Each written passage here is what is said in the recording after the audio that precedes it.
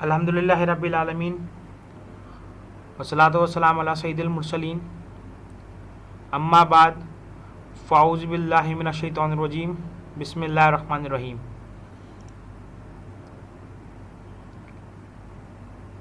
अस्सलामु अलैकुम वरहमतुल्लाहि वबरकातुहू। Dear students, today we will study chapter number 18 of biology of class 8, and the chapter name is environmental biology, and our topic name is biotic components.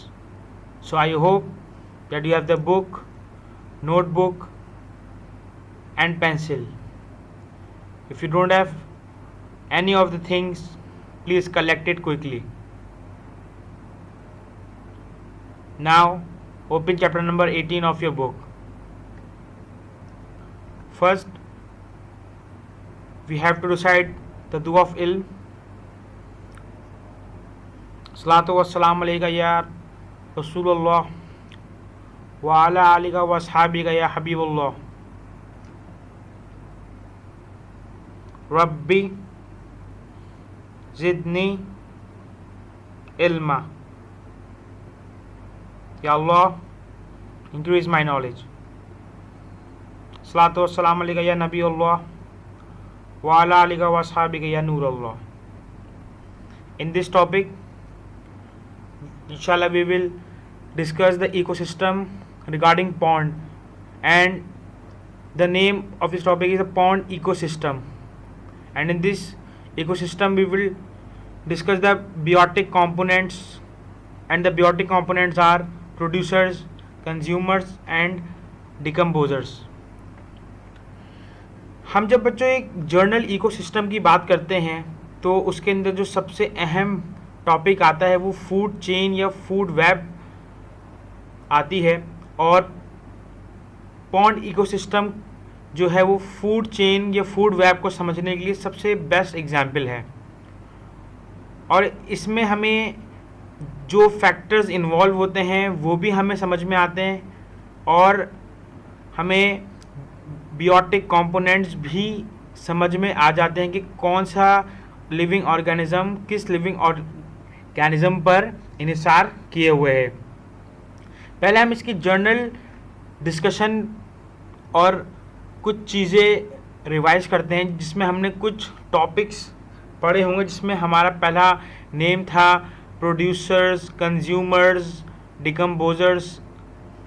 ये सब हम पढ़ के आ चुके हैं, और इसको अगर हम दोबारा एक तरह से करें रिपीट, तो हम इसकी जर्नल डेफिनेशंस कुछ इस तरह करते हैं कि प्रोड्यूसर्स फूड चेन के अंदर सबसे पहले ऑर्गेनिजम्स होते हैं जो अपना खाना खुद तैयार कर सकते हैं, जिनको हम साइंस की लैंग्वेज में ऑटोट्रॉफ्स कहते हैं। और ये फूड चेन का सबसे अहम ऑर्गेनिजम्स होते हैं, और फूड चेन जो है वो इन्हीं से स्टार्ट होती है। उसके बाद हम कंज्यूमर्स को डिस्कस करते हैं कि ऐसे ऑर्गेनिजम्स जो के प्रोड्यूसर्स पर इन्हिसार करें या उनको अपनी खुराक या न्यूट्रिशन का ज़रिया बनाएं, वो हमारे पास कंज्यूमर्स कहलाते हैं। फिर उसके बाद जब इन कंज्यूमर्स की चेन से होने के बाद कोई ऑर्गेनिज्म उस इकोसिस्टम में मर जाता है या किसी वजह से उसकी मौत वाक़ई हो जाती है, तो फिर एक तीसरा फैक्टर जो सबसे अहम फैक्टर होता है इसके अंदर, वो कहलाते हैं डिकम्पोजर्स। वो उस बॉडी को डिकम्पोज करके वापसी जो है वो न्यूट्रिएंट्स में तब्दील कर देते हैं, और वो न्यूट्रिएंट्स वापसी किनको मिल जाते हैं, उन प्रोड्यूसर्स को जो सबसे पहले चेन में मौजूद थे। तो ये हमारे पास एक जर्नल फूड चेन चल रही होती है। हम अगर इस पिक्चर के थ्रू मज़ीद समझने की कोशिश करें तो पॉन्ड इकोसिस्टम में सबसे प्राइमरी तौर पे जो आपको लेफ़्ट साइड पे अपेयर हो रहे हैं वो एल्गी हैं, यानी कि वो काई जो आमतौर पे पानी के ऊपर पाई जाती है। वो इस पॉन्ड इकोसिस्टम में सबसे पहले फूड चेन या फूड वेब का पार्ट होते हैं, जो एक ऑटोट्रॉफ्स हैं जो सनलाइट और पानी में मौजूद न्यूट्रिएंट्स से अपनी खुराक तैयार करते हैं। उसके बाद उनको कुछ इंसेक्ट्स ईट कर जाते हैं जिनको हम प्राइमरी कंज्यूमर्स कहते हैं, यानी कि ऐसे कंज्यूमर्स जो इन्हिसार करें प्रोड्यूसर्स पर। फिर उन बीटल्स को या उन इंसेक्ट्स को खा जाती हैं वहाँ की फिशेस, यानी कि उस पॉन्ड की मछलियाँ, जो हमारे पास सेकेंडरी कंज्यूमर्स कहलाती हैं।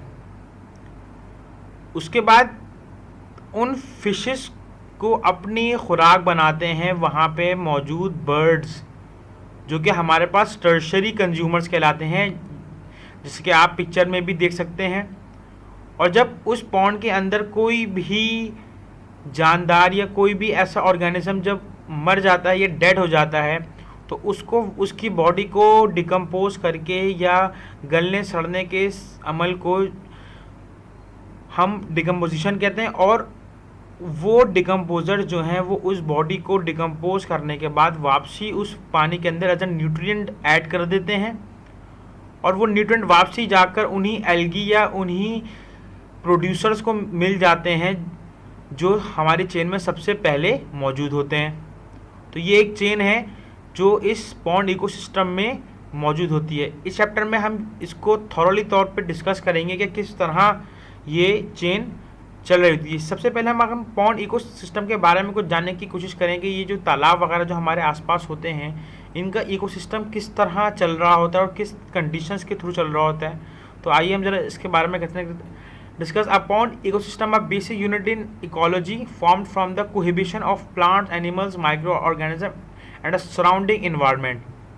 जो हमारे पॉन्ड इकोसिस्टम में ये एक बेसिक यूनिट है, एक वाहिद, हम इसको एक इकोलॉजी का एक वाहिद ज़रिया भी मान सकते हैं, जिसमें बहुत सारे रिलेशन में हमारे हमारे ऑर्गेनिजम्स होते हैं, जिसमें हमारे प्लांट्स, एनिमल्स और दूसरे माइक्रो ऑर्गेनिज्म और आसपास का माहौल या इन्वायरमेंट भी इसमें शामिल होता है।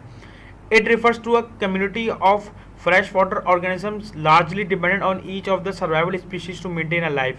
और जैसे कि हम फूड चेन में भी ये चीज़ पढ़ते हैं कि हर ऑर्गेनिज्म जो है वो दूसरे पे डिपेंडेंट कर रहा होता है, और उसके बाद वो अपनी न्यूट्रिशन को उसी ऑर्गेनिज्म के जरिए हासिल कर रहा होता है इस लाइफ साइकिल के अंदर। Pond shallow water bodies barely reach 12 to 15 feet depth and allow the sun to penetrate in its bottom, allowing fresh water plants to grow. अब यहाँ पे जो है वो माहौल का भी नहायत ही बहुत अहम रोल है कि अगर वहाँ पे सनलाइट जो है वो उस पॉन्ड वाटर की डेप्थ तक उसकी सनलाइट जा रही है, तो उसके नीचे भी कुछ प्लांट्स ग्रो करते हैं जो कि वहाँ के रहने वाले एनिमल्स के का खाना या उनकी खुराक बनते हैं। तो यानी कि हमें एक बात समझ में आई कि पॉन्ड इकोसिस्टम को अगर अपनी चेन को ऐड करना है तो वहाँ का सराउंडिंग का सही होना या वहाँ का माहौल उनके मुताबिक फेवरेबल होना नहायत ही ज़रूरी है। अ pond ecosystem consist of algae, fungi, micro organism, plants and various fishes. या अब जैसे अभी हम पिछली पिक्चर्स में भी देखते हुए आए हैं कि हमारा जो पॉन्ड इकोसिस्टम है वो हमारे एल्गी, फंजाई और दूसरे माइक्रो ऑर्गेनिजम्स और प्लांट और दूसरी फिशेज और बर्ड्स वगैरह पर भी मुश्तमिल होता है। The pond is a small body of standing water and the pond ecosystem is the complex interaction between its biotic and abiotic components. हम किस चीज़ को पॉन्ड या तालाब का नाम देते हैं? कोई भी छोटा सा हिस्सा जहाँ पे पानी के मौजूद हो या मीठा पानी या खड़ा हुआ हो और वहाँ पर जो है बायोटिक और एबायोटिक कंपोनेंट्स का इंटरेक्शन चल रहा हो। अब ये आपने इस तरह की पिक्चर्स बिल्कुल अपने आसपास के माहौल में भी ज़रूर देखी होंगी कि इस तरह के पॉन्ड्स हमारे आसपास मौजूद रहते हैं जहाँ पे हमारे कुछ प्लांट्स और एनिमल्स वगैरह रहते हैं। बजाय दिखने में तो ये बिल्कुल नॉर्मली चीज़ें के नाम चलती हैं, लेकिन हम इसको अगर साइंस के पॉइंट ऑफ व्यू से या साइंस की निगाहों से देखते हैं तो यहाँ पर एक कंप्लीट जो है फूड चेन डेली बेसिस पर चल रही होती है। हम अगर बायोटिक कंपोनेंट्स की बात करें तो the pond's natural cycle begins with the producers and then to the consumers before ending with the decomposers. जैसे कि अभी हमने इस चीज़ को डिस्कस भी किया कि हमारी जो फूड चेन है वो प्रोड्यूसर से स्टार्ट होती है और डिकम्पोजर्स पर जाके एंड होती है, और फिर वापसी जो है वो हमारी प्रोड्यूसर से वो चेन स्टार्ट हो जाती है। Biotic components fall into 3 distinct classification: producer, consumers and decomposers. अब जो हमारे मेन बायोटिक कंपोनेंट्स हैं वो 3 हिस्सों में डिवाइडेड हैं, जिसमें हमारे पहले हैं प्रोड्यूसर्स, कंज्यूमर्स और थर्ड है हमारे डिकम्पोजर्स। अब हम पहले डिस्कस करते हैं कि प्रोड्यूसर्स क्या होते हैं। The producers are aquatic green plants which may be divided into 2 groups. जो हमारे यहाँ पे प्रोड्यूसर्स हैं वो हमारे 2 हिस्सों में डिवाइड हैं, और ये एक्वेटिक यानी कि पानी के पौधे कहलाते हैं, और दे आर ग्रीन प्लांट्स। अब ये 2 नाम कौन से हैं? पहला नाम है माइक्रोफाइट, जिसको आप फाइटोप्लैंक्टॉन्स भी कह सकते हैं, बहुत से लोग उसको फाइटोप्लैंक्टॉन्स भी पढ़ते हैं, तो इसको शॉर्ट फॉर्म में माइक्रोफाइट्स कहते हैं, यानी कि बहुत छोटे प्लांट जिनके सेल को या जिनके फंक्शंस को हम अपनी आम आँख से नहीं देख सकते, हमें माइक्रोस्कोप की ज़रूरत पड़े। हम इनको वैसे आमतौर पे अपनी निगाहों से तो देख सकते हैं, लेकिन हम इनके सेल को, इनकी बॉडी को, इनके फंक्शन को हम अपनी आम आँख से नहीं देख सकते। तो ये माइक्रोस्कोपिक ऑटोट्रॉफ्स हैं, जो कि सोलर एनर्जी यानी कि सूरज की रोशनी के ज़रिए जो है वो अपनी ग़िज़ा बनाते हैं। सेकेंड वन है हमारे पास मैक्रोफाइट्स, यानी कि थोड़े बड़े प्लांट्स। ये माइक्रोफाइट से काफ़ी बड़े प्लांट होते हैं, जो कि कॉम्प्लेक्स फूड यानी कि फ्लावर वगैरह दूसरी चीज़ें भी बनाते हैं। हम अगर माइक्रोफाइट्स की बात करें तो माइक्रोफाइट्स के अंदर सबसे आमतौर पे एग्जाम्पल यहाँ पर जितनी एल्गीज हैं, ये आपको जितने नाम दिख रहे हैं यहाँ पे एग्जाम्पल में, स्पायरोगायरा, सैग्निमा, वोल्वॉक्स वगैरह, ये सारे जो हैं ये एल्गी की एग्जाम्पल्स हैं, और ये सारे आपके माइक्रोफाइट्स के अंदर शामिल हैं। हम एल्गी को आमतौर पे अपनी ज़बान में काई का नाम देते हैं, जो कि हमें आमतौर पे ऑब्जर्वेशन में आ जाती है। हम अगर बात करें मैक्रोफाइट्स की, तो ये जनरली सिंपल लार्ज प्लांट्स होते हैं, जो हमें आम आँख से इनके फंक्शन या हमें इनके पार्ट्स दिख जाते हैं, लेकिन ग्रोथ के हिसाब से इनको 3 हिस्सों में डिवाइड किया जाता है। पहले है हमारे सबमर्ज प्लांट्स। ये वो प्लांट हैं जिनकी रूट्स और जिनका मैक्सिमम पार्ट जो है वो पानी के अंदर ही रहता है, यानी कि अगर सनलाइट बिल्कुल डेप्थ तक जा रही है 10 to 12 फीट तक, तो ये प्लांट वहाँ से वहाँ पर ग्रो करते हैं, रूट्स अपनी सॉइल के अंदर ही रखते हैं, और अपना स्टेम और मैक्सिमम पार्ट जो है वो पानी के अंदर ही रखते हैं। वो हमारे पास सबमर्ज प्लांट कहलाते हैं।